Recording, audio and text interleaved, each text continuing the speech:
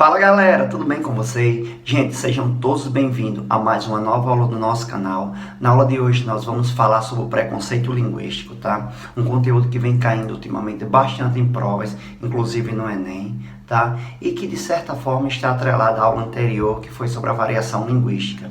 Então, se você perdeu a aula anterior, variação linguística, vai aparecer um cardzinho aqui, você vai clicar, será direcionado, assistirá a aula com toda a calma e voltará para essa nova aula aqui para acompanhar a aula sobre o preconceito linguístico. Só que antes da iniciação dessa aula, eu gostaria de saber de você. Já se inscreveu no nosso canal? Ainda não? Então pare tudo o que está fazendo. Vai aí, se inscreve, deixa quantos likes você quiser e principalmente ative o sininho das notificações para ficar por dentro das próximas aulas, beleza?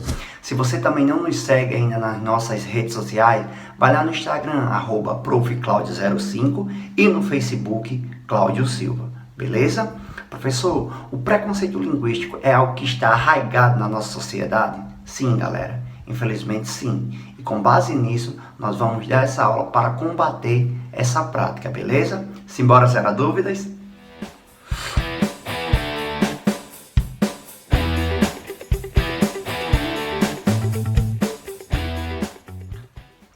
Preconceito linguístico. Moçada, o linguista Marcos Bagno vai dizer em seu livro Preconceito Linguístico, o que é, como se faz, que o preconceito linguístico é todo juízo de valor negativo, tá? De reprovação e repulsa e até mesmo de desrespeito às variedades linguísticas de menor prestígio social.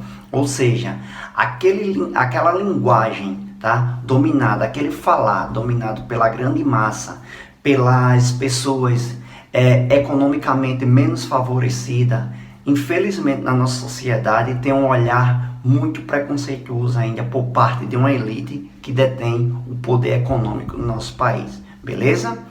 Dando continuidade, nós vamos ver que temos alguns fatores que influenciam para que o preconceito linguístico ainda exista na nossa sociedade. Lembrando que o preconceito linguístico é uma consequência de um padrão imposto por uma elite, tá?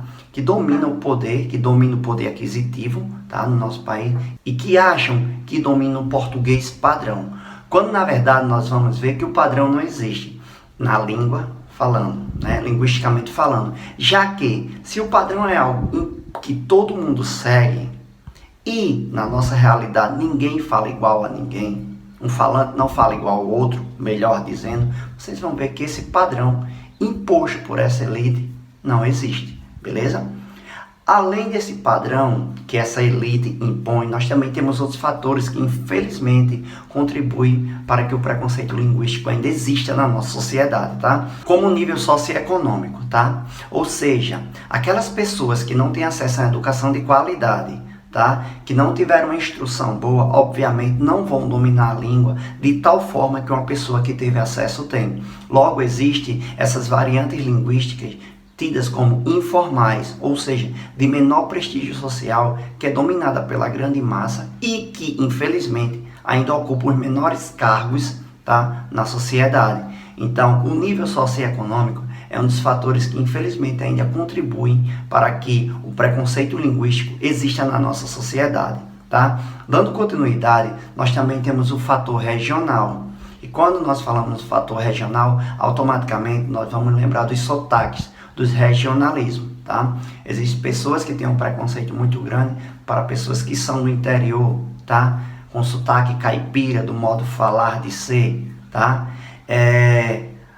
Além disso, nós também temos o fator cultural, tá? Que é a versão da cultura de massa, como por exemplo, a galera que até então que cantava o sertanejo, o rap, o funk, tinha uma linguagem mal vista por uma elite, porque atrelava ao fator de inferioridade às pessoas que falam ou cantam de determinada forma, beleza?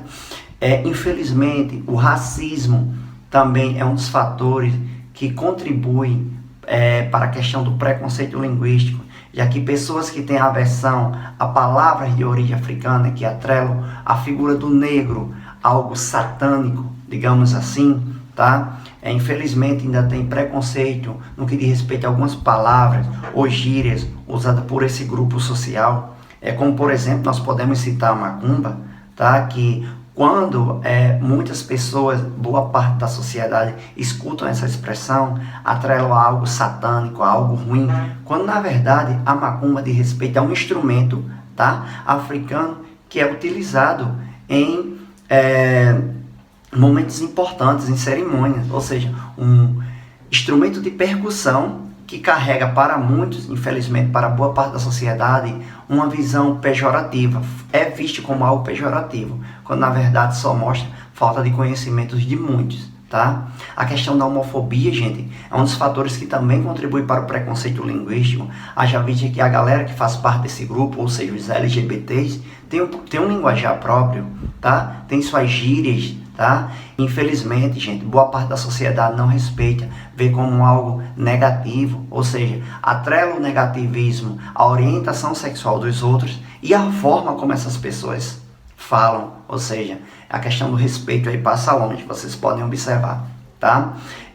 Eu cito como, por exemplo, o pajubá, tá? Que é uma linguagem utilizada pela galera LGBT, inclusive uma questão caiu no Enem em 2018 falando sobre esse tipo de variante linguística e provocou grande alarde, até mesmo por parte dos alunos que não tinham conhecimento desse modo de fala, beleza? Então nós temos alguns fatores que contribuem para o preconceito linguístico na nossa sociedade, lembrando que, professor, é toda a população, é toda a sociedade que vê de forma negativa o modo, a forma de falar dos outros? Não, mas infelizmente existe uma grande parcela que atrela algo negativo ao modo de fala dos outros, por se achar que fala o português perfeito, o bonito, o padrão. Lembrando que o padrão, linguisticamente falando, não existe, já que ninguém fala igual a outra pessoa, já que ninguém fala do mesmo jeito. Não existe uma receita para isso, tá? Galera, vocês podem acompanhar aqui que apareceu norma padrão versus norma urbana de prestígio. Professor, qual a diferença? A norma padrão, galera, é essa imposta, tá, pela elite, que acha que fala o português bonito, perfeito. Inclusive, tem algumas pessoas que têm a questão do preconceito regional, tá, que acham que determinada região do país fala português mais correto do que o de outra região. Tá? Geralmente, regiões como o sul e sudeste do país, onde tiveram maior aplicação de desenvolvimento, onde tiveram a visita de imigrantes com maior prestígio, digamos assim, acho que são superiores a outras regiões.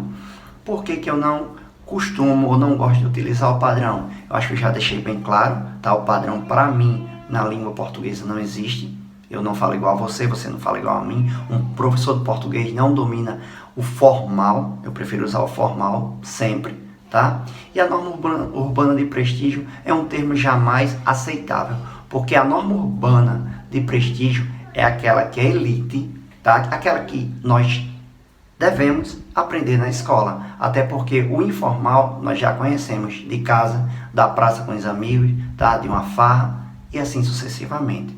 A questão que não quer calar: como combater o preconceito linguístico? A participação da escola, da família e da mídia é essencial na defesa da adequação linguística. Como assim, professor? Ou seja, a adequação à situação comunicativa, ao contexto de fala. Eu prefiro usar os termos adequado e inadequado em vez de certo e errado. Porque quando se trata do uso da língua, o que pode ser adequado a uma situação pode não ser em outra. Como, por exemplo, você não vai a uma entrevista de emprego, espera-se que não, e use gírias. Você não vai a uma consulta com um médico e fala com esse mesmo profissional do jeito que você fala com seus amigos em casa. No geral, galera, o preconceito linguístico é algo feio, que está arraigado na nossa sociedade e que parte, na maioria das vezes, daquelas pessoas que não respeitam as diferenças e principalmente a cultura do outro, beleza? Se vocês gostaram dessa aula, deixe seus likes, compartilhe nossos vídeos e até a próxima aula do nosso canal Zerando Dúvidas.